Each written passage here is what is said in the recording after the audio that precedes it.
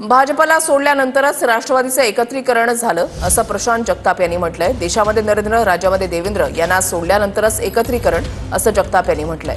त्यांनी आमच्याकडे यावं, आम्ही त्यांच्याकडे जाणार नाही असं जगताप यांचं म्हणणं आहे। खरी राष्ट्रवादी आमचीच, आमचाच खरा वर्धापन दिन असं जगतापांचं म्हणणं आहे।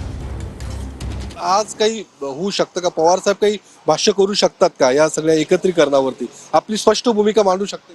पलीकडे गेलेले आज बीजेपीला सोडून नरेंद्र मोदी, देवेंद्र फडणवीसांना सोडून इकडे आले तर त्यांचं स्वागत आहे। आम्ही तिकडे जायचा काही संबंधच नाही, कारण की 2 वर्षापूर्वी जायचं होतं आम्हाला। त्यावेळेस सत्तेची जर आम्हाला एवढी हौस असेल तर त्यावेळेस आम्ही गेलो असतो, पण आम्ही गेलो नाही। आम्ही कायम पवार साहेबांच्या पुरोगामी चळवळीचे समर्थक राहिलेलो आहे। त्याच्यामुळे पवार साहेबांनी 1999 साली सुद्धा अटल बिहारी वाजपेयी बरोबर जाणं टाळलं, 2014ला 19ला नरेंद्र मोदींबरोबर जाणं टाळलं।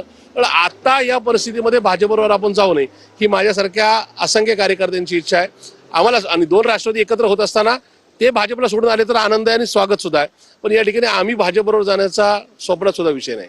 भाजप सोबत आहे तोपर्यंत एकत्रीकरण, जेव्हा जे सोडून येतील त्याच वेळी एकत्रित लगेच स्वागत आहे। त्यांनी आज नका त्या ठिकाणी देशातले नरेंद्र आणि राज्यातले देवेंद्र सोडावेत, इकडे लगेच त्यांचं स्वागत आहे।